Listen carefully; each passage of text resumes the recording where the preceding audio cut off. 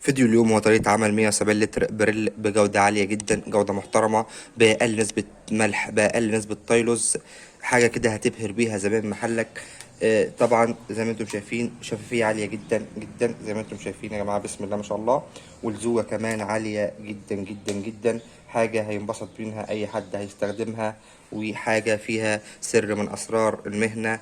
فأهم حاجة دعوة حلوة من القلب، ويلا بينا بدون كلام كتير على طريقة التصنيع. السلام عليكم ورحمة الله وبركاته، أهلا بكم حبيبي متابعين الكرام من مصر جامعة العربية. دمتم ودامت أيامكم بكل الخير والحب والسعادة. بعد بسم الله والصلاة والسلام على رسول الله صلى الله عليه وعلى من والاه. معكم أخوكم أحمد الكومي، الأمل لتعليم صناعة المنظفات. النهاردة حبيبي هنعمل 170 لتر صابون بريل بجودة محترمة جدا، حاجة كده هينبهر بها زبائن محلك إن شاء الله. فهنعمل جودة محترمة محترمة محترمة، فهنا الزبائن بصراحة مبهورين بيها جدا. فعشان ما نتكلمش كتير، يلا بينا على التصنيع. اول حاجه هنملى 3/4 الكميه ميه او تلتين الكميه ميه يكون افضل. المهم يا جماعه ان احنا نحسب الخامات اللي احنا هنحطها، ونسيب لها مكان فاضي في البرميل. الموضوع سهل، الموضوع بسيط. بعد كده بعد ما نخلص ممكن نكمل ميتنا عادي جدا خالص. فبعد ما نملى ميتنا هننزل بأول حاجه معانا التايلوز. اهم حاجه حد يرش لك التايلوز وتقلب بديك الاتنين سريع جدا عشان خاطر ما يكلكعش منك. فيلا بينا، فيلا بينا على تقليب التايلوز.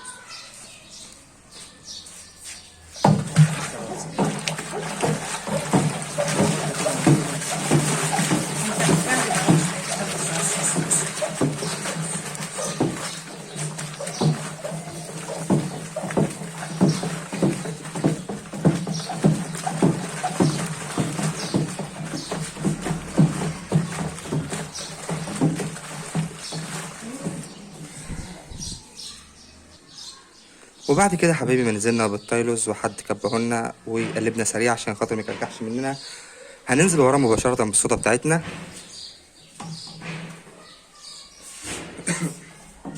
انا معايا بالظبط 3 كيلو و60 جرام من الصودا. ليه 3 كيلو و60 جرام من الصودا؟ عشان هنعادل 8 كيلو ونص من حمض السلفونيك، وكل كيلو سلفونيك بيتعادل ب 360 جرام من الصودا السائلة. طبعا لو صودا قشور هنعادله ب 180 جرام من الصودا القشور. هنضيف الصودا مع التقليب السريع.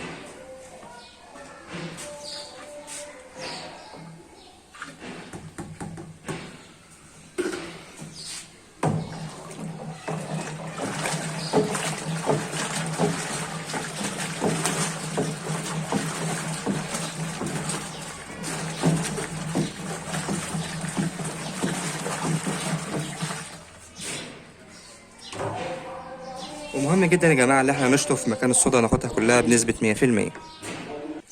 ودلوقتي يا حبايبي هنحط السلفونيك بتاعنا زي ما قلنا 8 كيلو، من 8 كيلو ونص من حمض السلفونيك. 8 كيلو ونص من حمض السلفونيك. دمت 6، وهنكمل بعد كده الاتنين ونص التانيين.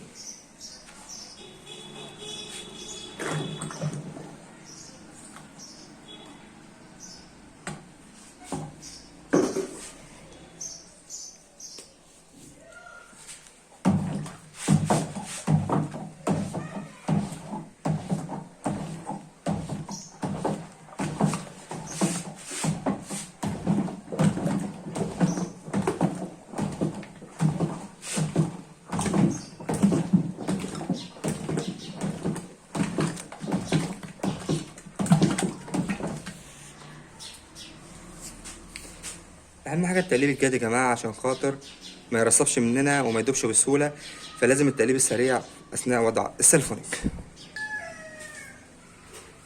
ودلوقتي هنضيف بقيه التمانية ونص من حمض السلفونيك، هنضيفهم مع التقليب ونقلبهم ونرجع لكم تاني.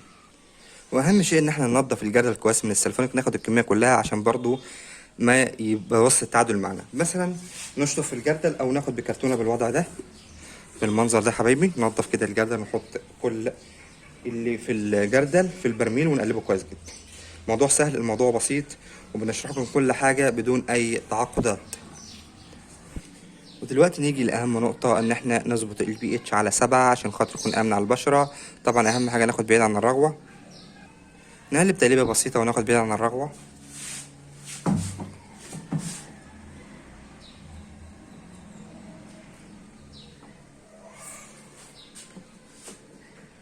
زي ما انتم شايفين حبايبي كده البي اتش مظبوط على 7 اهو زي ما انتم شايفين. نقارنه بنفس اللون اللي على الدفتر اهو كده، هو رقم 7 فهو آمن على البشر. طبعا أنا ظبطته عشان طول الفيديو طبعا مش هكدب عليكم. فمن 1 ل6 بيحتاج سلفونيك، من عفوا من 1 ل6 بيحتاج صودا، من 8 ل14 بيحتاج سنة سلفونيك. الموضوع سهل، ودلوقتي هيظهر لك دلوقتي هنا فيديو هيشرح لك التفاصيل بالظبط، تفاصيل ضبط البي اتش. بعد كده حبيبي انا مضوب خارجي 2 كيلو ونص من التكسبون، عليهم 20 كيلو ميه، وسبتهم يوم دابوا تماما، اصبح التكسبون هو الميه واحد. دي اسهل طريقه ممكن تدوب بيها التكسبون. في البعض بيحطه في البرميل، لكن دي افضل طريقه عشان تقدر تستفاد من التكسبون بنسبه 100%. وافضل وقت تحط فيه التكسبون هو بعد التعجن. فيلا بينا نضيف التكسبون.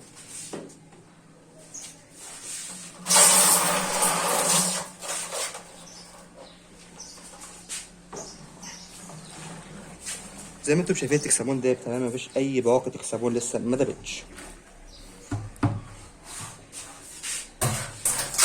دلوقتي هنقلب كويس جدا.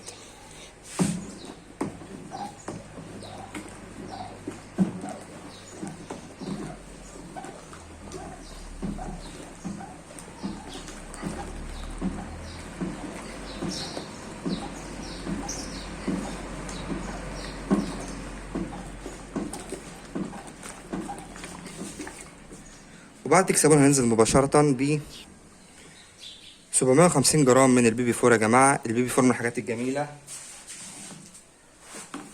اللي هتزود من رغوة المنتج. هنضيفه مع التقليب السريع، وافضل وقت ليه انك تحطه بعد التكسبون اللي هو عامل الرغوة.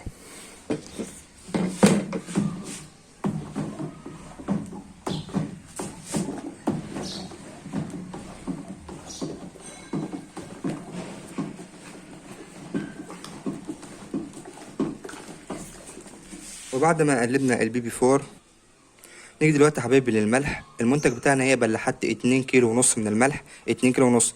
ولكن كل ما اقلل من نسبة الملح كل ما كان المنتج ممتاز معايا. الملح من الحاجات اللي بتضعف الرغوة، مع الوقت بتعمل مشاكل كتيرة للمنتج.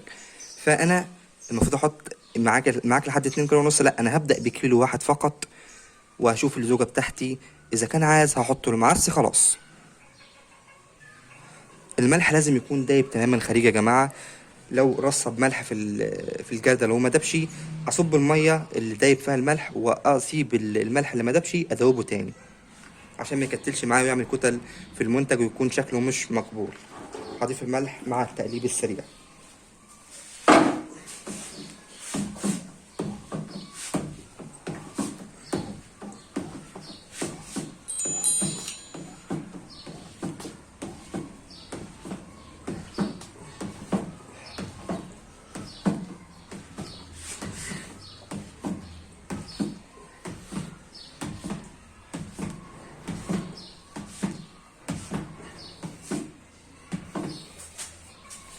بعد كده هنشوف الزوجة بتاعتنا هل هي مقبولة ولا لأ، محتاج كمان سنة. هي تكاد تكون مقبولة، لكن احنا هنحط كمان ربع كيلو عشان خاطر لسه هنزود مية، وتبقى الزوجة مقبولة إلى حد ما. ما نفرحش بالزوجة العالية عشان هتبوظ لنا المنتج مع الوقت. هنضيف دلوقتي حبيبي باقي الملح مع التقليب السريع.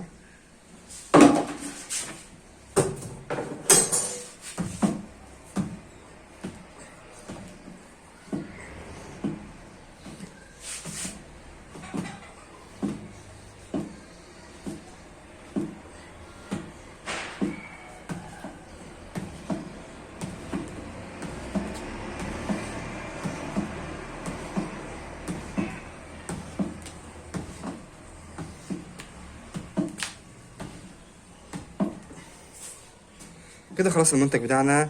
هنستنى لما الرغوة تهدى شوية ونكمل المية الباقية ونكمل بقية الحاجات. وبعد كده ما الرغوة بتاعتنا هدت وكملنا ميتنا للآخر وادينا تقليبة كويسة، دلوقتي هنحط اللون بتاعنا.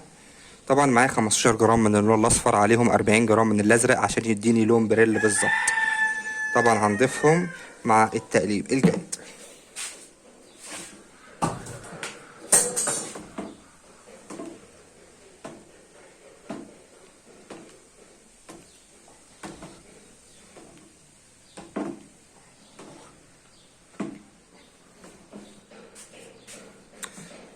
وطبعا وبعد ما حطينا اللون نقلبه كويس جدا.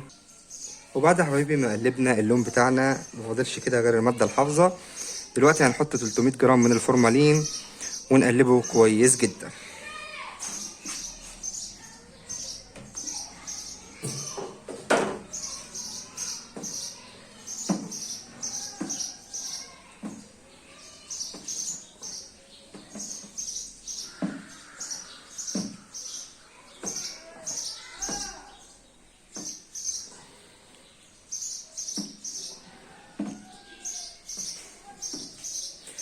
وكده خلاص حبايبي يبقى المنتج خلص. هنسيب الفورمالين يقعد وقته مدة لا تقل عن 24 ساعة عشان ريحته تروح تماما. بعد كده هنضيف المنتج 120 جرام من الريحة الزيتية، عليهم ربع كيلو من الجليسين، وهنضيفهم من المنتج. كده يبقى معاك منتج عالي جدا يا جماعة.